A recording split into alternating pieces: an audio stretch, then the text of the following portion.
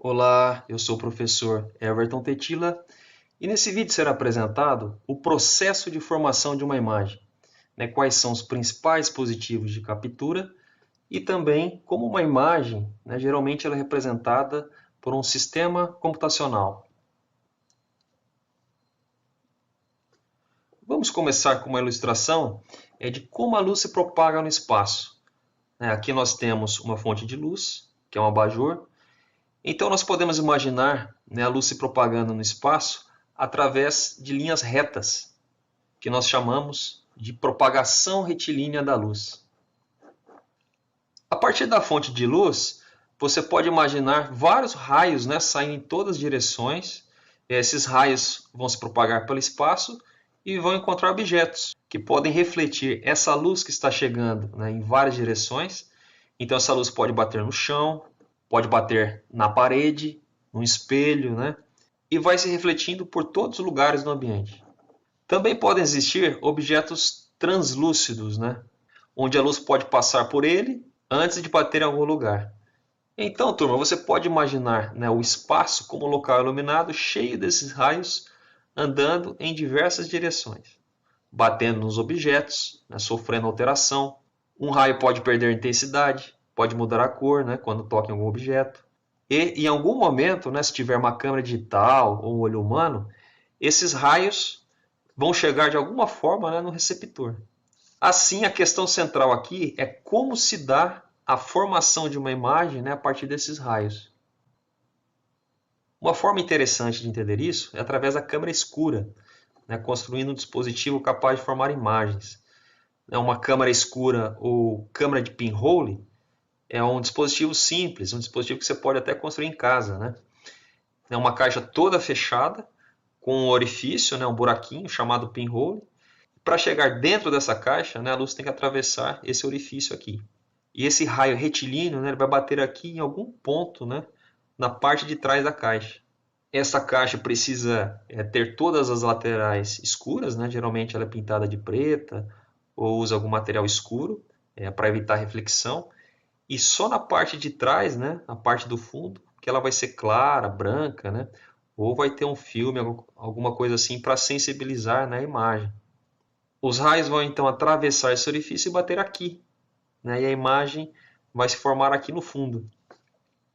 Aqui temos uma ilustração de como o princípio da formação da imagem era usada na Renascença, que também utilizava esse princípio de orifício como uma câmara escura.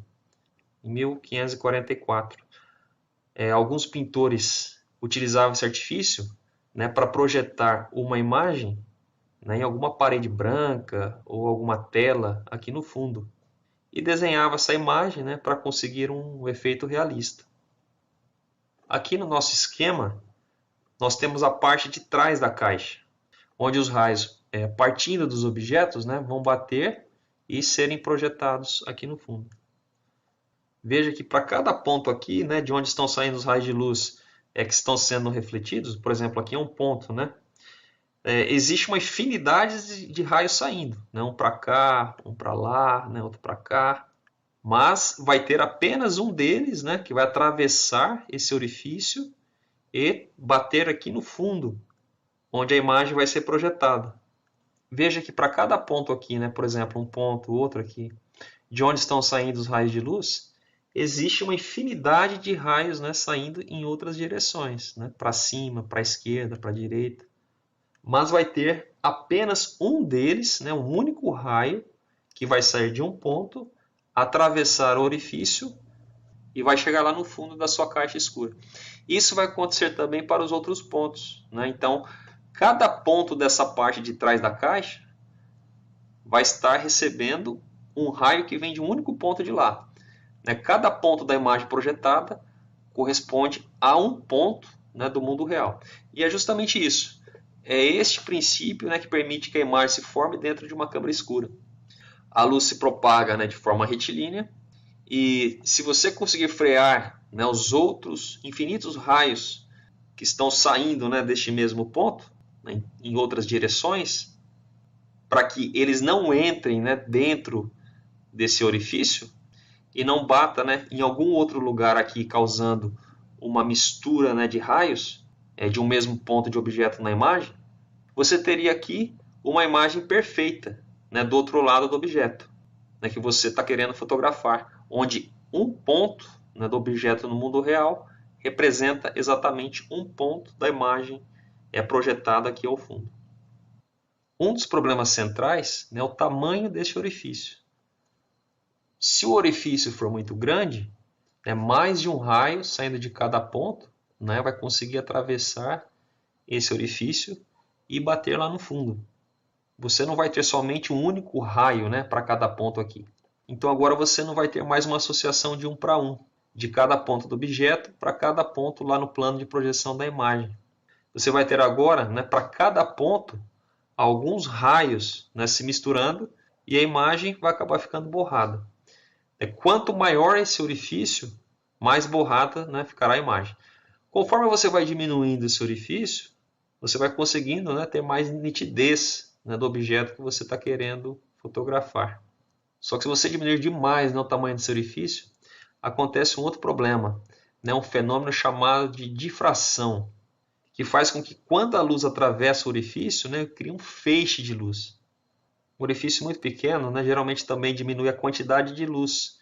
E pode ser que a energia seja muito pequena para sensibilizar o filme aqui no fundo, né, ou o CCD da sua câmera digital.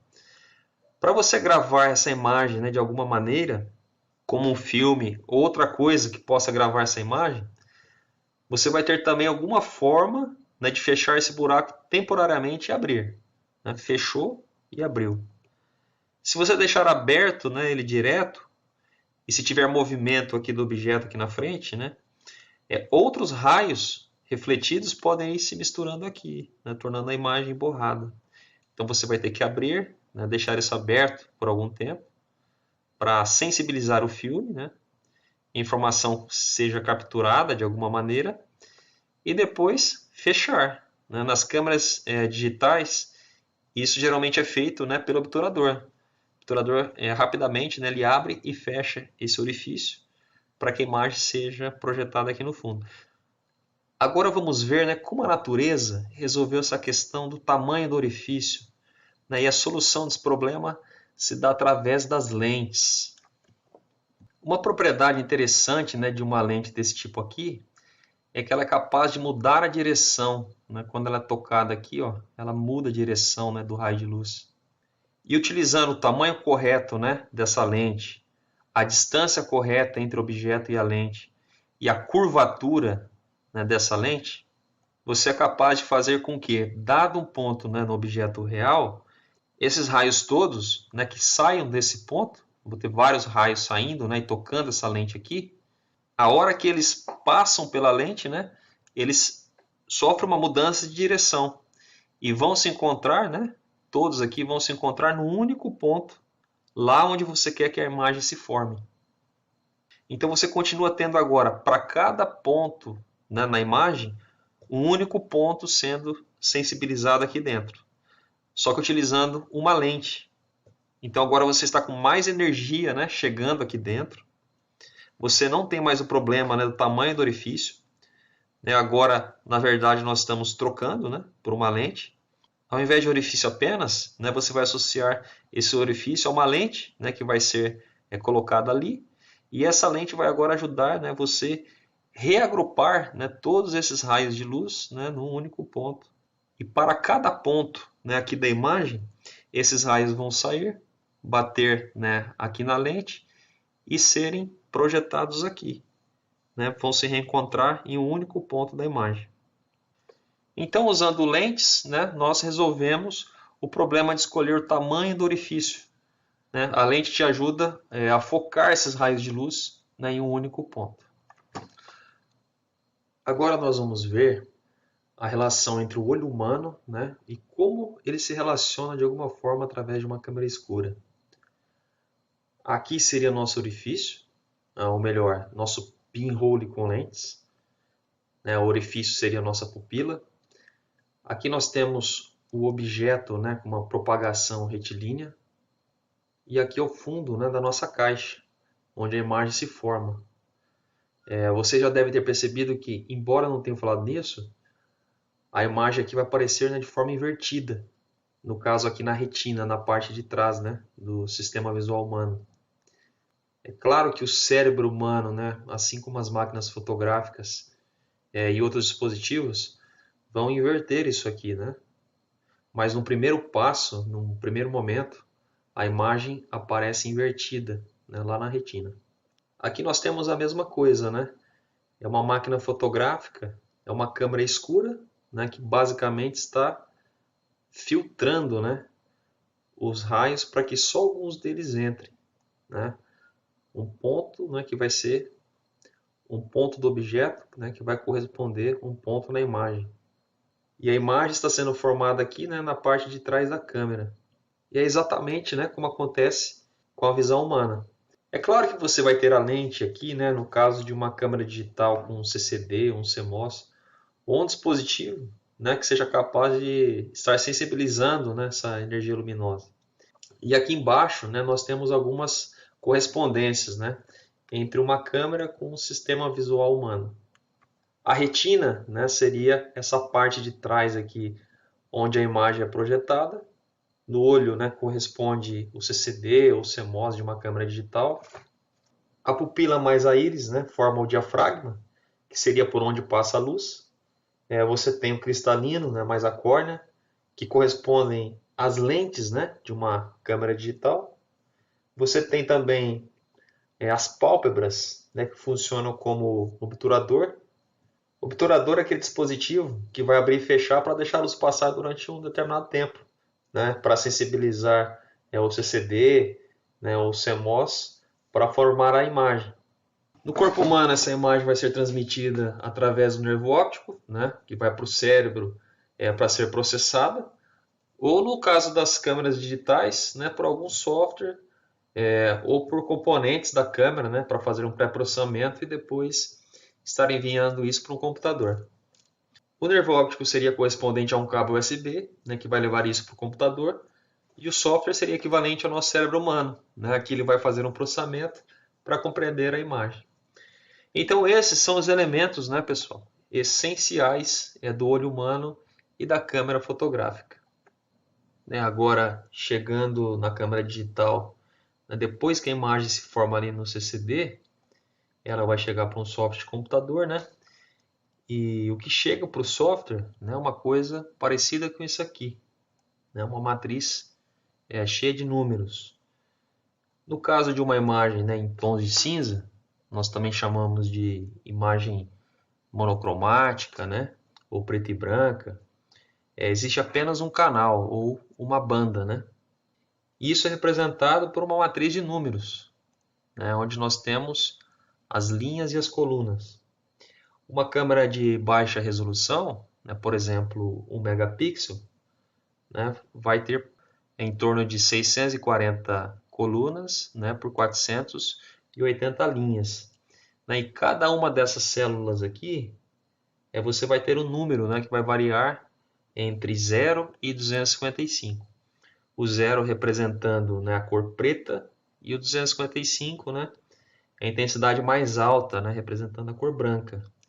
E vamos ter também, né, valores intermediários aqui que vão variar, né, entre 0 e 255, né, que serão tons de cinza, né, mais claro ou mais escuro.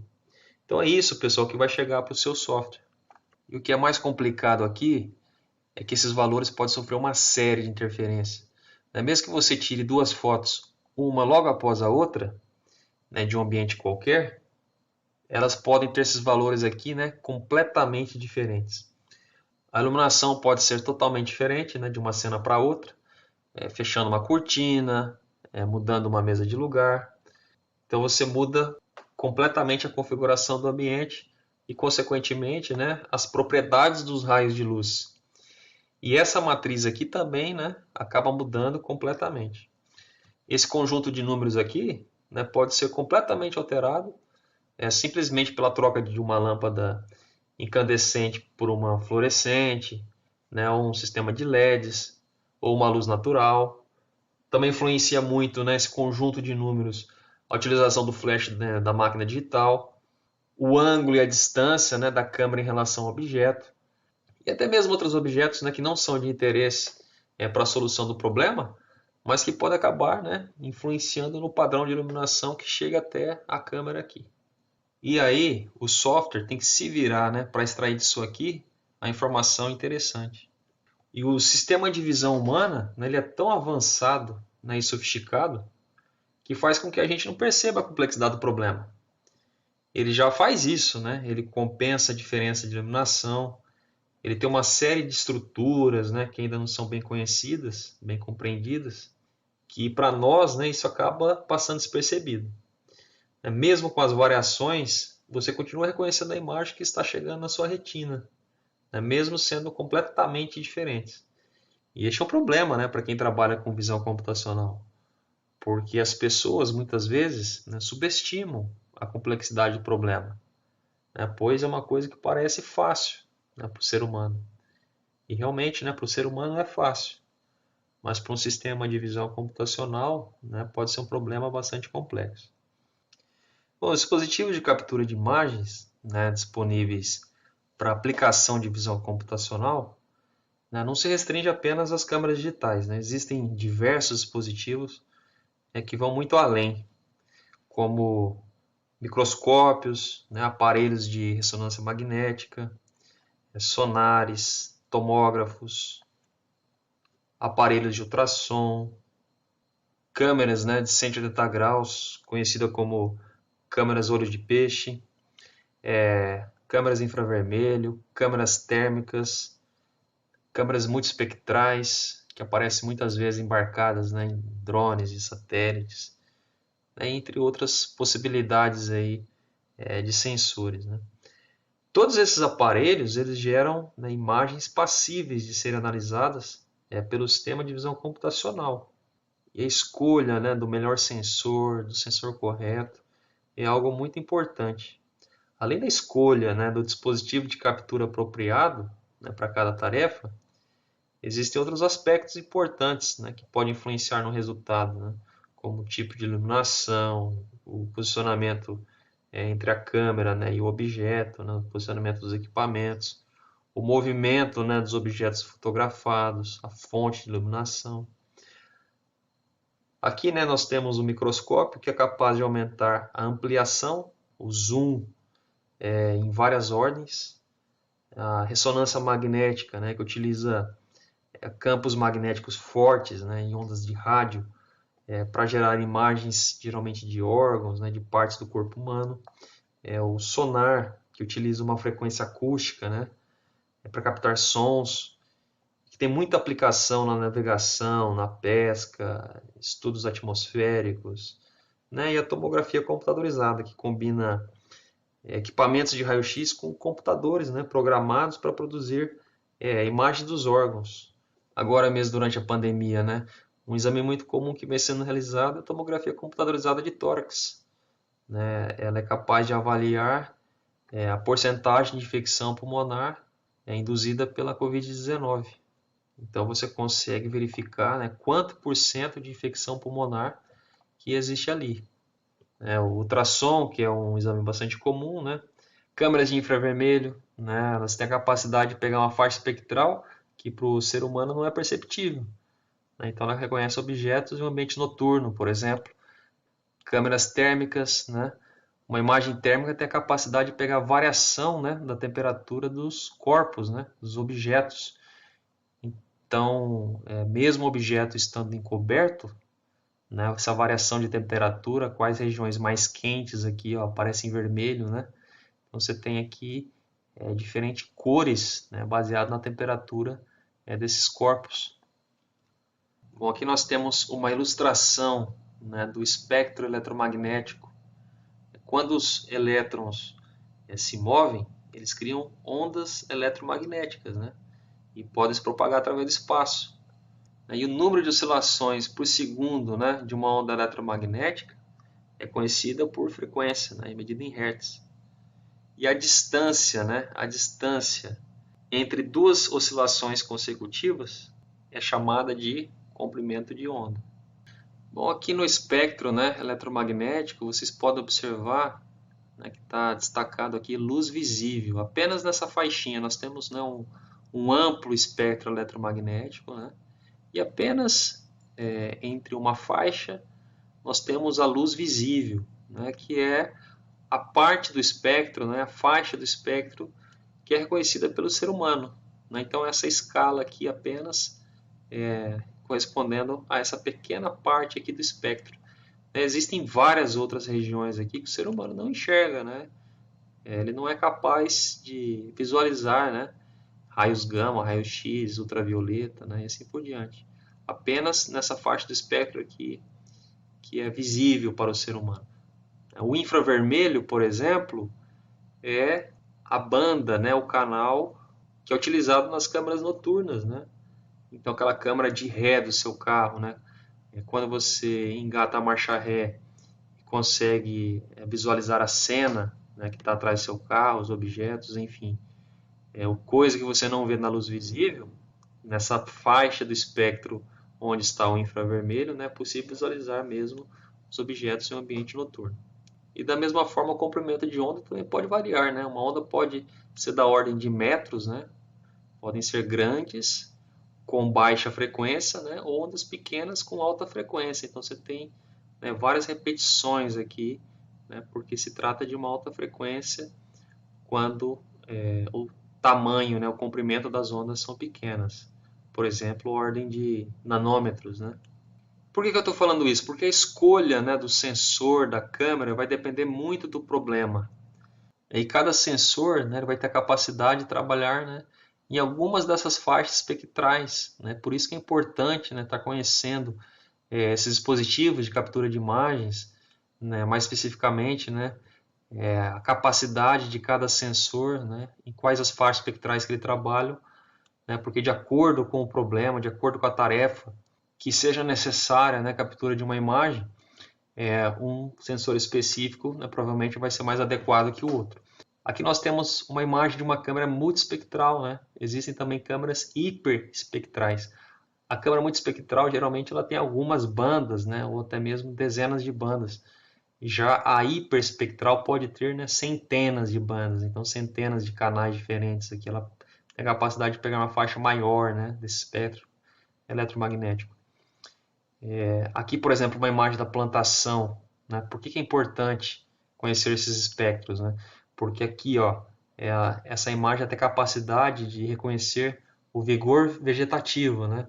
Então, onde está mais verde, as plantas desenvolveram melhor, né? Elas têm maior vigor vegetativo. Aqui em outras áreas pode estar ocorrendo um déficit de nutrientes, né? Um déficit nutricional ou falta de água, né? Que nós chamamos de déficit hídrico, né? E outros problemas relacionados ao campo aqui, como doenças, pragas, né? E outras coisas que podem estar ocorrendo aqui em cada uma dessas regiões.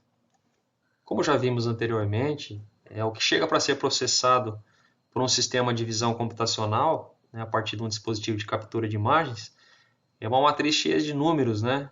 Aqui as imagens, né, estão em tons de cinza. Logo é preciso apenas uma matriz, né, para representá-la. Imagens coloridas, elas já utilizam, né, 3 bandas, né, ou 3 canais de cor.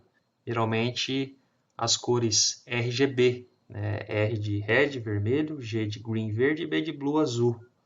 Então seriam necessárias 3 matrizes, né, para representar uma imagem colorida. Aqui, como as imagens são monocromáticas, né, em tons de cinza, preto e branco, apenas uma matriz, né, necessária para estar representando essas imagens. Aqui na primeira figura, né, nós temos uma tesoura, onde ela foi fotografada, né, com uma iluminação natural. E a segunda, na imagem, nós temos uma tesoura que foi fotografada aqui já com uma lâmpada fria. E aqui, né, na segunda parte, ó, na segunda linha, ampliamos o ponto que prende as 2 lâminas da tesoura. Esse parafusinho aqui, né, que serve como a junção das 2 lâminas, nós recortamos aqui esse pedacinho da imagem, dessa tesoura, né, com luz natural e dessa com luz artificial, e expandimos isso para cá, né? Esta imagem representando essa tesoura com luz natural e essa com a luz artificial. Observe, né, ó, a diferença de tonalidades, né? E isso fica mais evidente, né, pelos números aqui, ó.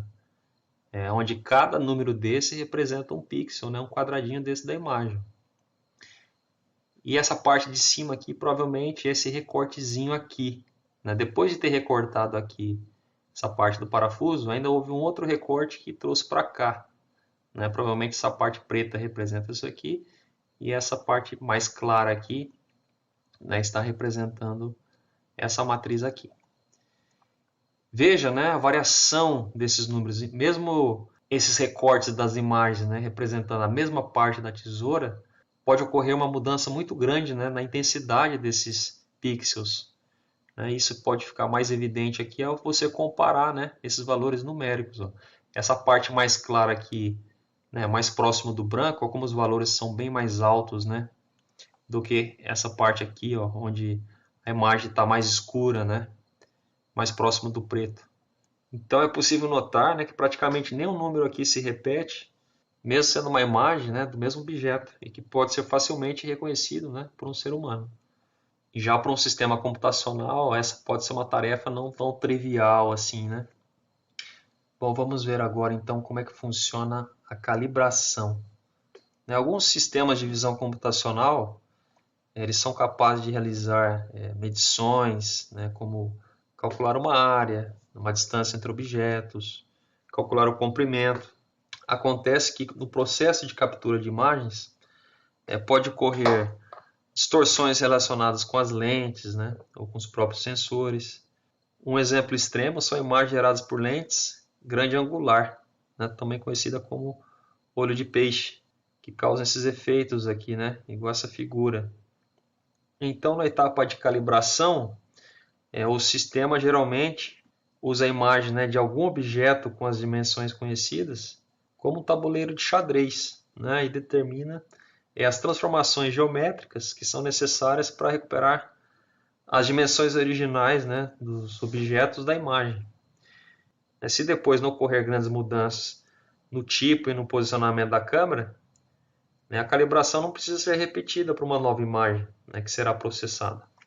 Já o ruído são coisas que aparecem, né, numa imagem digital e que muitas vezes prejudicam o sistema de visão computacional na solução de um problema. Por exemplo, aqui nós temos fezes de lagarta, né, junto a uma folha de soja. Então, se o sistema de visão computacional, né, precisasse calcular essa área aqui de herbivoria ocasionada por uma lagarta, né, provavelmente essas fezes aqui poderiam atrapalhar, né, essa medição. Então, nesse caso, ele é considerado um ruído.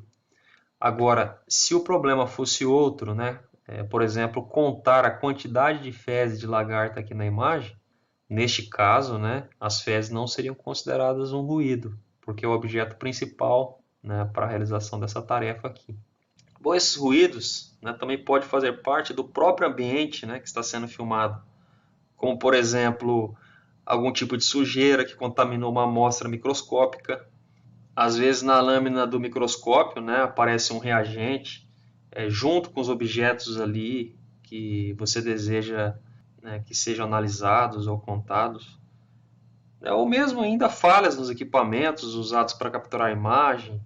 Lentes podem ter pequenos riscos, sensores podem falhar, né? O tipo de iluminação também pode gerar ruídos, como uma reflexão, que para a visão humana geralmente é imperceptível, mas que altera significativamente, né, os valores dos pixels nas imagens originais, como nós vimos na matriz de valores. Além dos reflexos, podem ocorrer sombras indesejáveis, né? Entre muitos outros problemas derivados de ruídos. Para simular o efeito, né, do ruído provocado por determinados equipamentos, existem alguns softwares, né, alguns sistemas de visão computacional que permitem você introduzir, né, de alguma forma controlada diferentes tipos de ruídos. Assim é possível a gente simular, a gente realizar experimentos, né, com diferentes técnicas de redução de ruído e identificar a melhor forma, né, ou a melhor técnica de processamento de imagem para lidar, né, com esses tipos de problemas. Mesmo que às vezes, né, seja preciso perder alguma informação ali dos objetos de interesse na imagem, né, para que seja possível a redução desses ruídos, né.